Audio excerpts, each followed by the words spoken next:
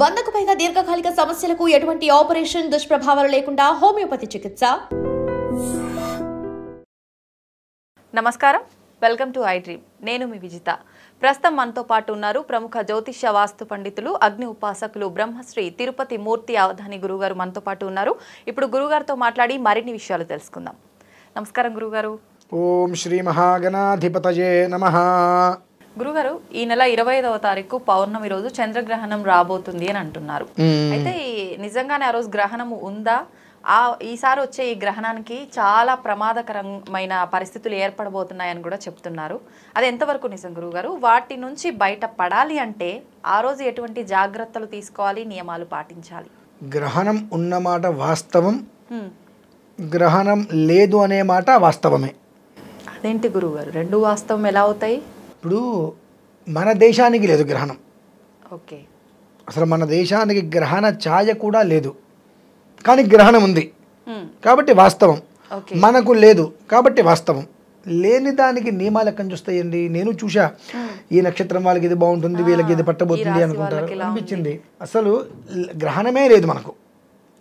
భారతదేశానికి ఎక్కడా కూడా ఒక ఛాయ కూడా, నీడ కూడా గ్రహణానికి సంబంధించింది లేదు. లేని దానికి ఎలా ఈ నక్షత్రం వారికి ఈ ప్రమాదాలు ఉన్నాయి, ఇది చేయండి అని ఎలా ఆపాదిస్తున్నారు అని అంటే, వాళ్ళు ఆపాదించేస్తున్నారు అంటే వినేవాళ్ళు ఉన్నారు కదా. అంటే ఎవరో ఒకళ్ళకి వెర్రి వెంగళప్ప కావాలి. నేను అంటున్నాను కదమ్మా. ఎందువల్లంటే పంచాంగంలో స్పష్టంగా ఈ గ్రహణానికి మనకు ఎలాంటి సంబంధము లేదు. గ్రహణం అనేటువంటి మాటకి స్నానం కూడా చేయవలసిన అవసరం లేదు. కాకపోతే మనకు అనాది నుంచి గ్రహణం పట్టు విడుపు స్నానాలు అనేటువంటిది ఆచరణలో ఉన్నాయి కాబట్టి సెంటిమెంట్గా ఫీల్ అయితే చేయండి, మినహాయిస్తే స్నానంతో కూడా సంబంధము లేదు అనేటువంటిది చెప్పబడింది పంచాంగంలోనే. అంటే ఆ నమ్మకం ఉంది అని నమ్మే వాళ్ళని స్నానం ఆచరించాలి. ఒకవేళ ఆచరించాలి అంటే ఎట్లా ఆచరిస్తారు గురుగారు? సమయం గ్రహణం సమయం ఉంది, ఆ గ్రహణ సమయం అందులో ఒక సమయం అనేది ఉంటుంది. ఏ సమయానికి ఉంటుందో ఆ సమయానికి స్నానం చేయటం. అంటే లేని దానికి దేనికండి అంటున్నా. అసలు ఇప్పుడు అది సెంటిమెంట్ అని అంటున్నా. సెంటిమెంట్ అనేటువంటి దేనికి ఉపయోగం? దేనికి ఉపయోగం లేదు. బకెట్ నీళ్ళు వేస్ట్. అసలు హైదరాబాద్లో నీటి కరువు బాగా ఉంది. బకెట్ అంటే అలాని కాదమ్మా నేను అనేది. అంటే ఉన్నదాన్ని మనం చెయ్యకపోతే ఎంత ప్రమాదము, లేని దాన్ని చేస్తే అదే ప్రమాదం తిరిగి వస్తుంది మనకు. ఖచ్చితంగా నేను చెప్పాను, వాళ్ళు చెప్పారు, ఇంకొకరు చెప్పారు, విషయం పక్కన పెడితే పంచాంగంలోనే గ్రహణం లేదు, గ్రహణం ఉంది, రెండు రాసి ఉంది. అంటే ఏంటి? మన దేశానికి గ్రహణం లేదు, అమెరికా అటువైపు వాళ్ళకి గ్రహణం ఉంది. వాళ్ళకి మనకు సుమారుగా 12 నుంచి 13 గంటల సమయం ఉంది. వాళ్ళకి రాత్రి అయితే మనకు పగలు. మనకన్నా వాళ్ళ కింద ఉన్నారు, మన పైన లేరు కదా. మనకన్నా వాళ్ళ కింద ఉన్నారు. గ్రహణ స్థితి అనేటువంటిది మనకి ఏ కోశాన లేదు అన్నప్పుడు దాని గురించి మనం ఎందుకు ఆలోచించాలి? పోనీ వాళ్ళు మనకన్నా పైన ఉన్నారంటే వాటర్ అనేటువంటిది పల్లాన్ని చూస్తుంది కాబట్టి ఆ ఒక్క నీడ మన మీద పడింది అనుకోవచ్చు. అసలు లేదు కదా. మనం ఎత్తులో ఉన్నాం, వాళ్ళ కింద ఉన్నారు. ఉన్నప్పుడు ఈ నీళ్ళు ఎంత ఎత్తైనా కిందకి రావాల్సిందే మళ్ళీ, అంటే పైకి పడవు. దాని గురించి అసలు ఆలోచించాల్సిన అవసరం ఏముందండి? చిన్న లాజిక్. అంటే మనకు సంబంధం లేని దాని విషయాన్ని కూడా మనము చర్చించి ఒక చిన్న బియ్యపు గింజ పెట్టి దాన్ని భూతద్దంలో చూపించి ఆ బియ్యం గింజ ఇంత ఉంది చూడండి అని మనం చూపించి ఏం చెప్తున్నాం జనాలకి? ఏమీ లేని దాన్ని కూడా మసిపూసి మారేడుకాయ చేసినట్లుగా ఒక భయాన్ని తీసుకొచ్చి పెడుతున్నాం. దీనివల్ల ఎవరికి లాభం? అందరికీ నష్టమే. చెప్పేటువంటి నాలాంటి వాళ్ళకి లాభమేమో, భయాన్ని తీసుకొచ్చి పెడితే ఉన్న వాళ్ళందరికీ నష్టమే. ఎందువల్ల నష్టం? గర్భిణీ స్త్రీలు కూడా పట్టింపు లేదు. గర్భిణీ స్త్రీలకే పట్టింపు లేదంటే నాలాంటి వాళ్ళకి, మీలాంటి వాళ్ళకి పట్టింపు ఎందుకు ఉంటుంది? ఇంకా సహజంగా గ్రహణంలో వాళ్ళు జాగ్రత్తగా ఉండాలంటారు. అటువంటి వాళ్ళకే సంబంధం లేనిది ఇది. సామాన్యమైన మనిషికి అస్సలు సంబంధమే లేదు. కాబట్టి దీని గురించి ఏదో ఉంది, ఈ నక్షత్రానికి బాగాలేదు, ఆ నక్షత్రానికి బాగాలేదు, ఆ రాశి వారికి బాగాలేదు అని చెబుతుంటే ముందు అవి చూడటం మానేయాలి.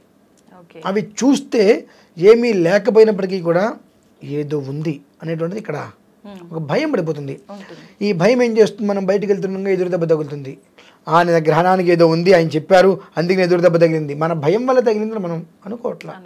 కాబట్టి అంటే ముందు ఇటువంటి ఏదైనా ఉంటే చూడటం మానేస్తే సగం మనల్ని మనం బాగు చేసుకున్నట్టే. కాదు నేను చూస్తాను చెందుతాను అనుకుంటే మంచిది, శుభం. నువ్వు విజయవాడ వెళ్ళాలి, ఏ బస్సు ఎక్కాలి మీరు?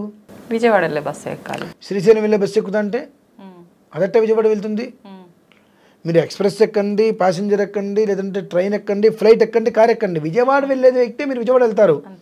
కానీ సూపర్ ఫాస్ట్ ఎక్స్ప్రెస్ అని చెప్పి నేను కాకినాడ వెళ్ళేది ఎక్కుతాను, కాకినాడ కాదు తిరుపతి వెళ్ళేది ఎక్కుతాను, లేదంటే ఇంక శ్రీశైలం వెళ్ళేది ఎక్కుతాను అంటే అది విజయవాడ ఎందుకు వెళ్తుంది అంటే ఆలోచన.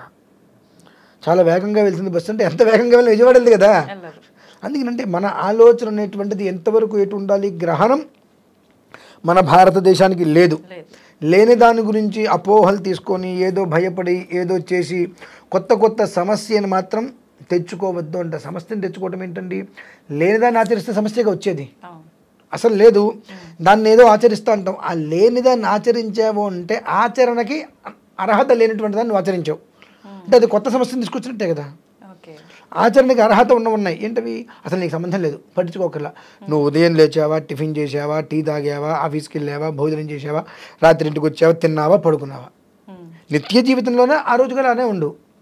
నీకు శంక ఉంది, శంక ఉన్నప్పుడు భగవాన్ నామస్మరణ చేసుకో. ఆ శంకతో చేసుకోవద్దు. నువ్వు శంకతో చేసుకుంటే ఉపయోగం లేదు. నిత్యం నాకు ఎందుకు భగవాన్ నామస్మరణ చేసుకుంటాను కాబట్టి ఇప్పుడు కూడా చేసుకుంటానని చేసుకో.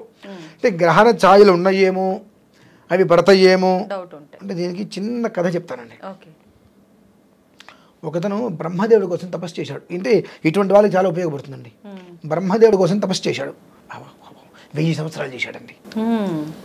మన ఆ సామాన్యమైన మనవుడు చేయలేడు కదా. 1000 సంవత్సరాలు బ్రహ్మదేవుడికి తపస్సు చేస్తే ఆయన కరుణించాడు. నీకేం కావాలి అంటే ఏమనుకుంటే జరిగే వరం కావాలని కోరుకున్నాడు. నేను ఏదనుకుంటే అది జరగాలి కోరుకున్నాడు. ఒక్కసారి బ్రహ్మదేవుడు ఆలోచించవయ్యా అన్నాడు. ఏయ్ షట్, నేను తపస్సు చేశాను, నువ్వు వచ్చావు, నేను అడిగిన వరం నువ్వు ఇవ్వన్నాడు. నీ కర్మ అంటూ ఇచ్చేశాడు. అదేంటండి ఏమనుకుంటే జరిగే వరం అంటే కర్మ ఎందుకు అవుతుందని అనిపిస్తుంది కదా కదా. ఏమనుకుంటే జరిగే వరం అంటే ఓ బ్రహ్మాండం ఏదైనా కోరుకోవచ్చు, ఇంకా దీని కర్మ ఏంటి అనిపిస్తుంది. వీడు 1000 సంవత్సరాలు జపం చేసుకున్నాడు కదా. ఆ తర్వాత ఈ మొత్తాన్ని వీడు తిప్పుకున్నాడు, ఇంటికి వెళ్ళాడు. మరి వాడు తిప్పుకున్నప్పుడు తన భార్య నేను ఇంటికి వెళ్తాడు, నా భార్య నాకు ఎదురుకుండా రావాలని కోరుకున్నాడు. తను ఇంటికి వెళ్తాడు, తన భార్య ఎదురుకుండా వస్తుంది. ఆమె కూరలు విరబోసుకుని ఉంది, తెల్లటి చీర కట్టుకుంది. ఆమెను చూసి అది దయ్యమేమో, నన్ను మింగేస్తుందేమో అనుకున్నాడు. అయిపోయింది. ఆయన జాగ్రత్తగా ఆలోచించిన ఆయన నువ్వు అన్నాడు. ఇప్పుడు మీకు కూడా డౌట్ వచ్చింది, ఎందుకు ఏమనుకుంటే జరిగే గొప్పది కదా అని అనుకున్నారు మీరు. అనుకోగానే నా భార్య నాకు ఇంట్లోకి వెళ్ళగానే ఎదురుకుండా రావాలని కోరుకున్నాడు. వాడు ఇంటికి వెళ్తాడు, తన భార్య ఎదురుకుండా వచ్చింది. అక్కడ తెల్ల చీర కట్టుకొని తను కోరుకున్నాడు, తెల్ల చీర కట్టుకోవాలి, కురులు గాల్లోకి ఎగురుతుండాలని కోరుకున్నాడు. సడన్గా చూడంగానే దయ్యమేమో నన్ను మింగుతుందేమో అనుకున్నాడు. ఆవిడ దయ్యమైంది, వీడిని మింగేసింది. వీటి 1000 సంవత్సరాలు తపస్సు చేసి ఏంటండి ఫలితం? అలా నీది కూడా అమ్మ. అంటే చెప్తే నవ్వులాటగా ఉంటుంది, కానీ అనవసరమైన దాంట్లో వేలు పెట్టి అది తలకి చుట్టించుకునే దానికన్నా నమస్కారం చేసుకుని పక్కకి తిప్పుకోవడం చాలా శ్రేయోదాయకం. అది పరిస్థితి. మొత్తానికి గ్రహణ ఛాయలు ఎక్కడ కూడా మన భారతదేశం పైన లేవు, నియమాలు అవసరం లేదు, భయపడాల్సిన అవసరం అంతకన్నా లేదండి. ఓకే, థ్యాంక్ యూ గురువు గారు.